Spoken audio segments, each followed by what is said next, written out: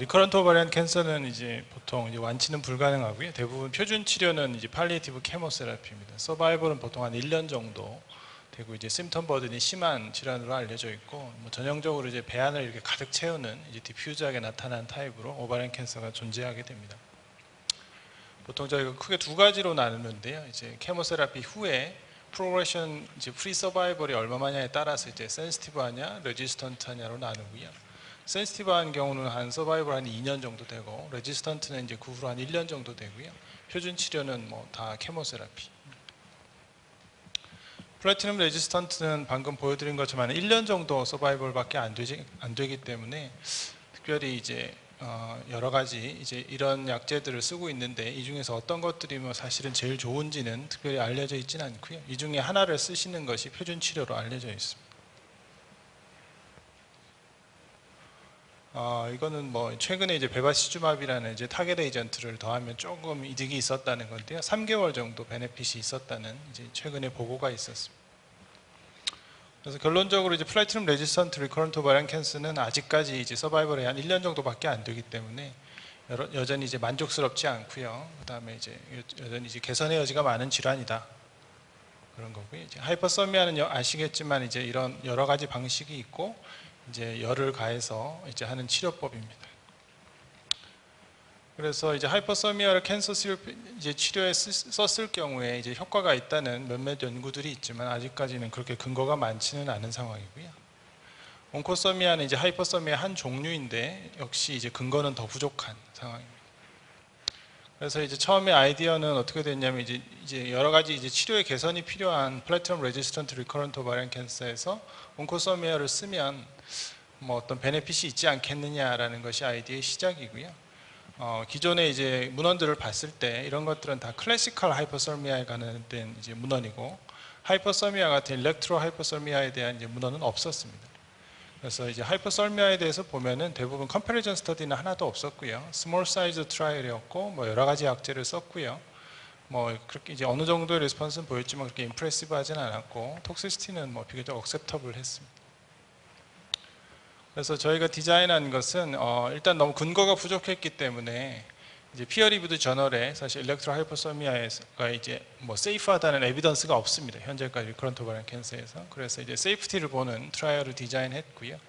플래티넘 레지스턴트 리커런트 오버리언 캔서에서 이제 대상으로 했고 레지멘은 이제 위클리 시스플라틴이나 위클리 파크리탁셀을 했습니다. 이 위클리 레지멘을 선택한 이유는 앞서도 쭉 나왔지만 이제 그 하이퍼서미아의 이제 효과 기전 중에 중요한 것들이 이제 그 블러드 플로우를 증가시키는 것이 이제 핵심적인 기전이라고 생각했기 때문에 3주 만에 한 번 들어가는 레지멘보다는 위클리 레지멘이 유리할 것이라고 생각했고요. 시스플라틴하고 파크리탁셀을 선택한 이유는 이제 리커런트 오버리언 캔서에서 이제 보험 적용이나 약제의 어베러빌리티를 고려해서 이제 논의를 통해서 이 두 가지 약제를 정했고 두 가지 약제를 정한 이유는 하나를 정하지 않고 두 가지를 정한 이유는 이 페이지 1이 끝난 다음에 페이지 2로 넘어갈 때 저희가 이제 그 표준 치료인 케모세라피 벌수스 케모세라피 온코서미아를 하려고 하는데 그때 케모세라피함을 뭘로 할지에 대해서 이제 클루를 얻기 위해서 예를 들자면 시스플라틴만을 갈지 파크리탁셀만을 갈지 아니면 칭화를 해서 둘 다 데리고 갈지 이런 것들에 대해서 좀 클루를 얻기 위해서 두 개를 줬고요.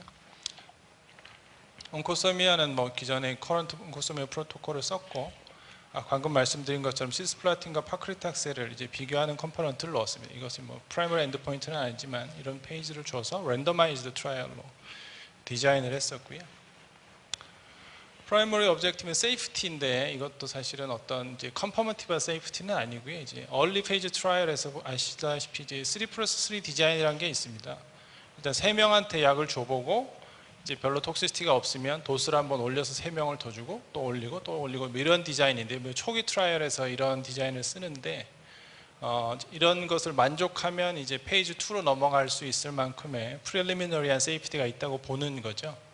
그래서 이제 이런 디자인의 이제 제일 기전은 이제 6명 중에 1명 이하의 톡시시티가 있다면 그러니까 심각한 톡시시티가 6명 중에 1명 이하로 있다면 그 정도의 세이프티면 좀 더 많은 수십 명 정도의 페이지 2로 넘어갈 만하다라는 것이 이제 베이직 프린시플입니다.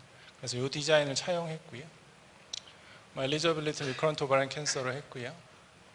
뭐 케모세라피는 이제 뭐 용량은 이렇게 줬습니다. 4주마다 줬고 이제 1일째, 8일째, 15일째 줬고 60분 정도 인퓨전했습니다. 몽코소미아는 뭐 4주마다 이제 일주일에 2번씩 줬고요. 케모세라피를 먼저 줬고 그 다음에 온코소미아를 3시간 이내 시행하는 것으로 했습니다. 그래서 이게 이제 요약된 표인데요. 좀 복잡한데 6명을 먼저 인로를 합니다. 6명을 인로해서 랜덤을 했어요. 3명이 이제 파크리탁셀 군으로 가고 3명이 시스플라틴 군으로 갑니다. 그래서 3명에서의 톡시시티를 보고요. 톡시시티는 그냥 뭐 이제 마이너 톡시시티는 아니고 이제 메이저 톡시시티를 보는데 거기서 3명 중에 1명 이하로 톡시시티가 발생하면 그 암에 3명을 더 인로를 합니다. 그렇지만 이제 2명까지 발생했다. 예를 들면 시스플라틴 군에서 3명 중에 2명이 발생했으면 시스플라틴 암은 클로징 하게 되고요. 그래서 이제 둘 다 통과하면 다시 랜더마이즈해서 3명 해서 만약 특정 군에서 6명 중에 1명 이하로 발생한다면 그 치료는 비교적 세이프하다. 다음 단계로 넘어갈 만하다. 이렇게 판단하기로 디자인을 했습니다. 제가 오늘 뭐 진행 중인 거라서 제가 결과를 말씀드리지는 않고요. 지금은 일단 아까 말씀드린 총 6명 지금 인롤이 끝났고 지금은 이제 이게 그 IRB에서 이제 그 이전에 그냥 너무 문헌이 없기 때문에 이제 데이터 세이프티 모니터링 보드를 이제 구성하도록 권고했기 때문에 다기관 연구고 이제 다기관으로 했어서 지금 이제 이거 리뷰를 해서 여기서 통과해서 6명 데이터가 세이프하다고 하면 추가로 6명을 인롤할 계획입니다. 네, 감사합니다. 네, 감사합니다.